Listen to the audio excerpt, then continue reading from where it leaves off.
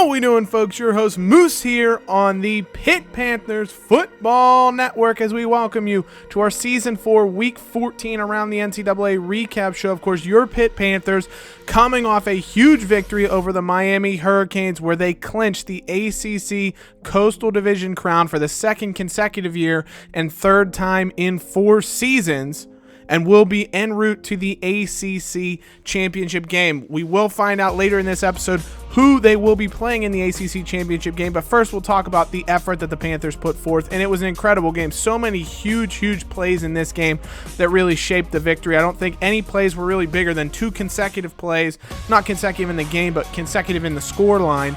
In the Jay Keys 49-yard touchdown where he caught the pass over the middle from Kenny Pickett, fought through, juked 2 Miami defenders out of their cleats, and then he fought through another tackle from Michael Pinckney, got a great block seal on the edge by Paul Lease, and ended up being able to traipse down the sideline and get into the end zone. It was a huge touchdown that gave the Panthers their first lead of the game, and then their next score came through a Jazzy Stalker pick 6, and it was an incredible game offensively or defensively for the Panthers. So many huge plays. Kaiser Artis-Scott had a huge game, 6 tackles, I think 2 for a loss. He had a sack, forced a fumble as well, and had a deflection. Dane Jackson had 3 pass deflections. You had Jazzy Stalker, of course, had a pick 6. Paris Ford led the team in tackles and had a pick 6. Incredible game all around. The big guys really showed up to play. Maurice French had 6 catches and a touchdown. Jay Keys had 4 catches and a touchdown. Kenny Pickett ran for a touchdown and threw for 2 touchdowns as well. So really the big name players for the Panthers stepped up. Big name guys make big plays when big moments and big games matter. I don't really know. I butchered that entire phrase there, but that's nothing new around here. Great game, though, for the Panthers, though. Sean Wolfgang, another sack for him. Gets to double digits for the second consecutive year. He had 16 sacks last season. He's not going to hit that mark again this year, but he does have 10 right now, which I think is pretty close to the national lead. The Panthers have, I think, 3 guys with 10 sacks maybe. I know Keyshawn Camp and Amir Watts, I think, both have 10, as does Wolfgang, and Patrick Jones is right behind with 8. So we've had some fantastic play from our defensive line. We lead the nation in sacks by a couple of sacks. Just a great game all around. Another guy who we really want to shout out, Eric Falk, 2 punts inside the 20, very short net average as well, or difference between his net and his punting average. Fantastic game for him. And really the big thing was we made the plays when we needed to. 3 picks for Evan Sheriffs. He threw for 340 yards, but he didn't throw for a touchdown, and he had 3 interceptions on his resume in this game. So Miami actually outgained us, but the defense really just made some big plays. And of course they came in timely moments. Like we mentioned, Jazzy Stalker's pick 6 was 107 yards. DeMar Hamlin had an interception when Miami was trying to come from behind. So we really made the big plays late in the game when we needed to. It was a great game overall for the Panthers. And it's going to be interesting when we take on, it's a tale of 2 teams for who we could play in the ACC championship game. Wake Forest, who we know is very explosive, passing the football, plus Kendall Hinton can run, or North Carolina State, who's been very efficient running the football, and they have a great defense. So 2 teams we could end up facing. If you kind of cheat and go ahead, you'll see the score line. But around the ACC, some big games. Georgia Tech lost to Georgia, who's 10-2 and will be going to the SEC championship game. Virginia, huge victory over Virginia Tech. I think their first time beating the Hokies in like 15 years. So a gigantic victory for the Cavaliers there. Boston College at least finishes their year with a win as they beat Syracuse in a battle of bottom dwellers. Florida 41-31 over Florida State, so Felipe Franks making his claim for the Heisman potentially. Clemson 42-14 blowout of South Carolina. North Carolina puts up 63 on Duke in a huge game, and then Wake Forest falls to North Carolina State, so NC State wins 31-24, and they will be playing in the ACC championship game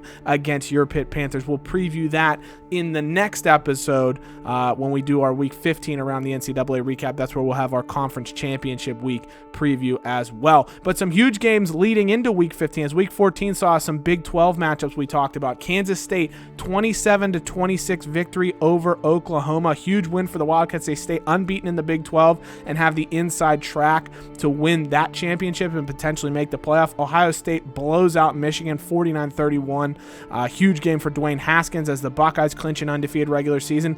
Bama 34-21. Jalen Hurts with a gigantic game in the victory over Auburn. He ran for 3 touchdowns, passed for 1. Huge game for him as Bama looks to maybe sneak into the playoff with kind of an at-large berth. Penn State 58-10 over Indiana. LSU finishes their season unbeaten, regular season, with a win over Arkansas. 4 touchdowns for Joe Burrow in that one.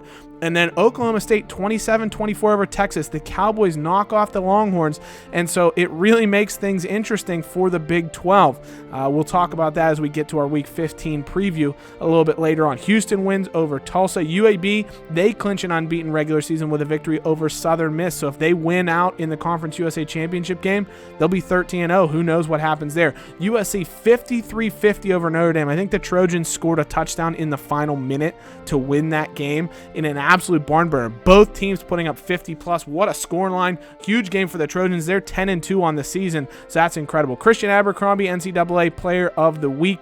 Sack, forced fumble, 2 fumbles recovered, 5 tackles for a loss. Huge game for him. Alex Hornibrook, 6 touchdowns for the Wisconsin senior quarterback in the victory over Maryland.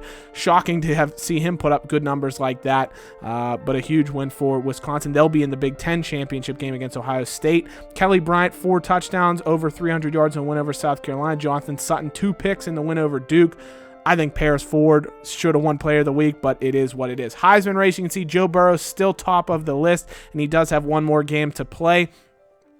The only other person with 1 more game to play on the Heisman watch list is Nick Brossette. So I think it's Burrows to lose unless Brossette is the man that carries LSU in the SEC championship game, because none of those other 3 guys on the Heisman watch list have 1 more game to play. Coaches poll right now, you can see LSU, Ohio State pretty much shoo-ins. Even if they lose their conference championship games, they'll probably still make the playoff. Alabama at 11-1, trying to find their way into the at-large bid. Oklahoma State, Kansas State have probably the easiest path to get in for the Big 12. If they're somehow able to claim the Big 12 title, I think Kansas State's the most likely one. But it's getting very interesting. NC State 11-1, UCLA 11-1. If they win their championship games, they'll have a claim to get in. But let's say they both lose. Could a 2-loss team like a Pitt or someone of that nature potentially get in? Will it make it easier for Alabama to get into the playoff with just 1 loss, and it was to number 1 LSU by 3 points? Do they deserve to get in? I mean, their resume looks very, very good. They smoked Auburn, who's like number 5 in the country now, or number 6 after their loss. So definitely going to be very interesting depending on how Week 15 and then Conference Championship Week plays out. But you can see ACC standings. Pitt claims the ACC Coastal Division title. 3-way tie for second between Virginia Tech, Miami, and Virginia, as they all kind of had a circle of beating each other. North Carolina finishes in 5th at 4-4, and then Duke and Georgia Tech, very tough seasons. They bring up the bottom in the Coastal. In the Atlantic, again, very straightforward. NC State wins the Atlantic. Wake and Clemson tie for second in the Atlantic, but Wake beat Clemson, so they'll end up with the number 2 spot there. Florida State at 4-4 is 4th.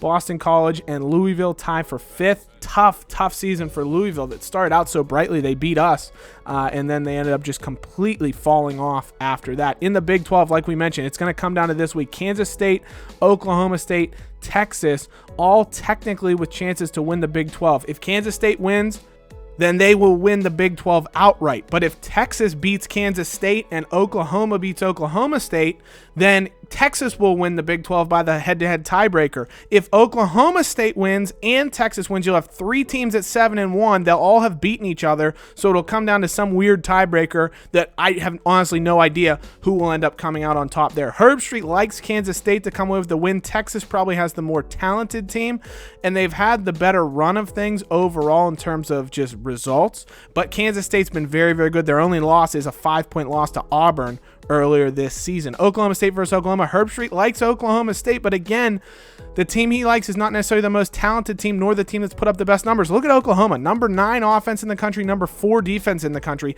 Even though they have 2 losses, they're very, very good, and I could see them beating Oklahoma State. Some other big games around the country. Arkansas State looking to finish off the season 11-1 as they take on Texas State. And then, of course, the Army-Navy game. Navy's not going to go bowling this year. They've had a tough season. Their offense has just not played the same way as they normally do. Army's been incredible running the football, so they're planning to go for a 10-win season. Navy's just playing for pride. It's going to make things very interesting in the Army-Navy game. So let me know, who wins the Army-Navy game? Are you a beat Army guy or a beat Navy guy? Who's going to win the Big 12? Will it be Kansas State the favorite? Will it be Texas? Will it be Oklahoma State somehow pulling it out in a tiebreaker? Let me know in the comments. As always, guys, thank you so much for watching. Hail to Pitt, and we'll see you soon. Take care. Bye-bye.